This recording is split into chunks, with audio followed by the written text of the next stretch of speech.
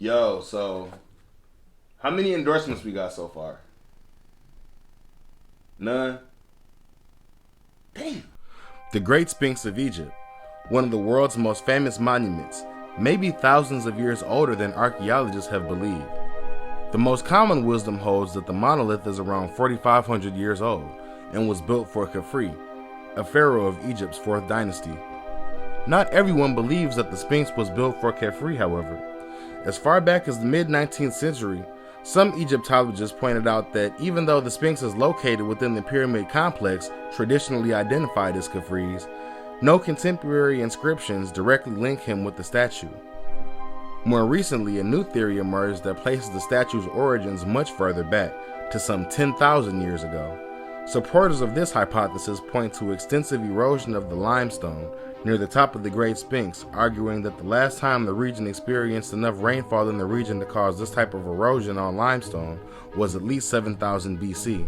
Dating the Sphinx back this far suggests the statue was the work of an advanced civilization predating the ancient Egyptians, an interesting concept, especially when you consider the fact that the earliest recorded civilization, the ancient Sumerians, lived in 3000 BC, a full 7,000 years after the Sphinx is said to have been built by geologists who support this theory.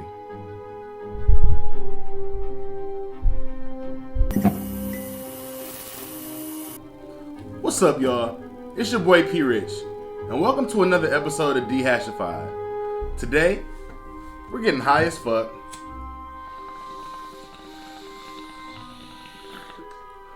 And we're talking about the Sphinx. So, let's get into it. My initial reaction, I was actually drawn in right away. I've always had like a fascination with Egypt and the pyramids ever since I was a little kid. So, like I said, this kind of grabbed me like right off the rip.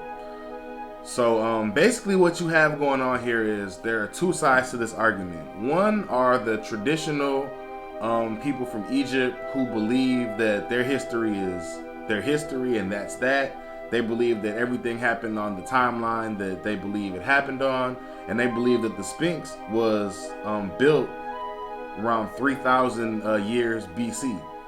So they believe that, and then you have the geologists who have came and studied the Sphinx and seen that there are water erosion patterns that are inconsistent with the time period of 3000 BC. And they theorize that the Sphinx was built around 10,000 BC, around the time where there was a lot more water around the region. So again, kind of two sides to the story. I'm gonna get off into both arguments, and at the end, I'm gonna give y'all my final thoughts. So let's get into it. So the traditional Egyptian view is that the Sphinx was built in 3000 BC, and that's the end of the story. They have several things that they use. Basically, they have a whole timeline of their Egyptian history, and everything supposedly lines up as far as the pharaohs and their reign and the different dynasties and the different time periods. You know what I mean? How are you going to tell them about their history? You know what I'm saying? They know what they know. I mean, it's been passed down from generation to generation. And they also cite that the geologists, they only use one type of measurement to come up with that conclusion. There are different types of tests you can use for erosion. And also, like, you have to take into consideration that the stones that they use to build the Sphinx, they degrade fast. You know what I'm saying? They deteriorate really fast. Actually, the Sphinx gets repaired once every like 10 years or something like that. So, and it's been restored countless times before. So again, that's the traditional Egyptian view.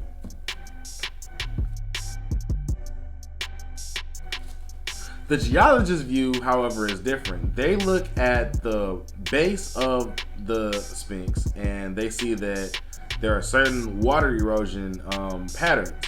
And they know that it's water erosion and not wind erosion because of the way that the cracks on the Sphinx, the way that they are, because they kind of flow down. If it was wind erosion, then it would be eroding in a different direction. So they theorize again that this has to have been built at a time when there was a lot of water in the region, because Egypt right now is a desert, it's dry, but there was a time around 10,000 years ago where there was rivers and there was like a lot of rainfall that happened in that area. It was like the climate was completely different. It was like almost like a tropical climate. So again, that's their theory as to when the Sphinx was built, because again, they look at the patterns and they see, okay, that's more consistent with this time period than this time period. So that's their point of view. My final thought on this is I'm kind of leaning more so toward the geologist's point of view, because again, if you look at the patterns, the weather patterns on there, it is water erosion. And how did that happen in a desert?